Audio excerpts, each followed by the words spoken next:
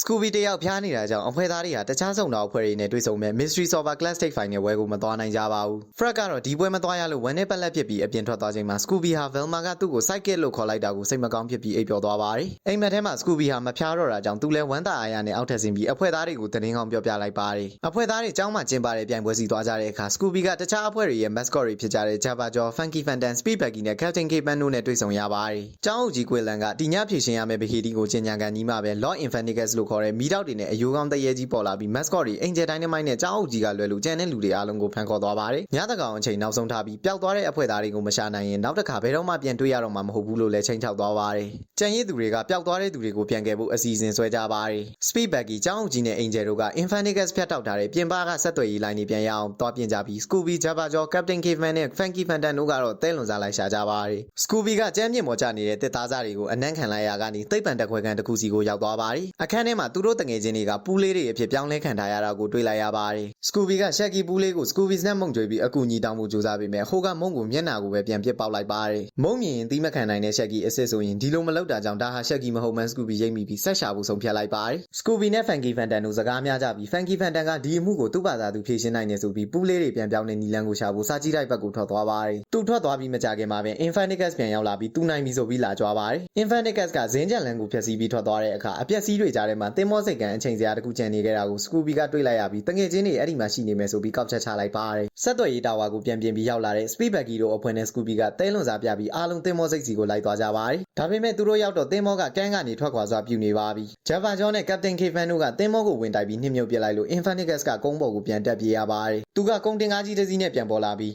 အဖွဲ့သားတွေကိုကွန်တိန်နာတွေထဲထည့်ဖန်ထားပါတယ်။ Infernicus က Speed Buggy ကိုလမ်းဘေးရောက်အောင်တိုက်ချဖို့ကြိုးစားပေမဲ့ Speed Buggy ကကုန်ကားရှိကိုရောက်အောင်မောင်းနိုင်လိုက်ပါတယ်။ Angel, Scooby နဲ့ Quillan တို့ကလှောင်အိမ်ထဲကပူးလေးတွေကိုလွှတ်ပေးလိုက်တဲ့အခါပူးလေးတွေကကုန်ကားရဲ့ရှေ့မှန်ကိုဝိုင်းအောင်ပိတ်ဆို့လိုက်လို့ Infernicus လည်းကားကိုရပ်လိုက်ရပါတယ်။အဲ့ဒီအခါ Jabba Jaw နဲ့ Captain Caveman တို့က Infernicus ကိုဖမ်းဆီးလိုက်ပြီးကလေးတွေကိုလည်းကယ်ထုတ်နိုင်ခဲ့ပါတယ်။ Scooby ကမျက်နှာဖုံးကိုခွာလိုက်တဲ့အခါ Lord Infernicus ဟာ Funky Fandan ဖြစ်နေကြောင်းပေါ်သွားပါတယ်။ Funky Fandan က mascot အဖြစ်ပဲနေရတာကိုညီငွေပြီးသူ့ကိုယ်ပိုင်အဖွဲ့နဲ့ခေါင်းဆောင်လုပ်ချင်နေတာကြောင့် Lord Infernicus အဖြစ်ရုပ်ဖြတ် Hinstar တွေနဲ့လူစားထိုးပြီးလူတွေကိုတော့အာဖရိကပို့ပြစ်မဲ့အစီအစဉ်တွေဆွဲခဲ့တာဖြစ်ပါတယ်။အစီအစဉ်ကအကွက်ဆေးပေမဲ့ Scooby နဲ့တခြား mascot တွေကသူရဲကောင်းလုပ်ပြီးဝင်တာလို့ပျက်စီးသွားရတာပါ။ Funky Fandan ရဲ့တရေကြောင်ဘူးကလည်းတစ္ဆာဖောက်ရပါမလားဆိုပြီးသူ့သခင်ကိုကုတ်ဖဲပါတော့တယ်။ကလေးတွေက mascot တွေကိုဝိုင်းဝန်းဂုဏ်ပြုနေတော့မှပဲ Scooby ရုတ်တရက်မေ့လဲသွားပြီးအိမ်မက်ကနေလန်နိုးလာပါတယ်။ Scooby နိုးလာတော့မှခုနကအကြောင်းအရာတွေအားလုံးဟာအိမ်မက်သက်သက်ပဲဆိုတာကိုသိလိုက်ရပါတယ်။သူ့ကြောင့်ပြိုင်ပွဲလွတ်သွားရလို့ Scooby ရှက်နေပေမဲ့တငယ်ချင်းတွေကစိတ်မဆိုးကြပါဘူး။ Shaggy, Daphne နဲ့ Velma တို့က Scooby နေပြန်ကောင်းတဲ့အထိပြိုင်ပွဲကိုရွှေ့ဆိုင်းပေးဖို့ပွဲစီစဉ်သူတွေကိုပြောထားတာကြောင့်ဘယ်သူမှပြိုင်ပွဲနဲ့လွဲတော့မှာမဟုတ်ကြောင်းပြောပြပါတယ်။အဲ့ဒီအချိန်မှာပြိုင်ပွဲကျင်းပရေးဥက္ကဋ္ဌက Scooby နေကောင်းလားဆိုပြီးလာကြည့်ပေမဲ့ဥက္ကဋ္ဌရဲ့ပုံစံနဲ့အမူအရာကအိမ်မက်ထဲက Funky Fandan နဲ့တပုံစံနဲ့တူနေတာကိုမြင်လာရလို့ Scooby တယောက်ထိတ်လန့်သွားပါတော့တယ်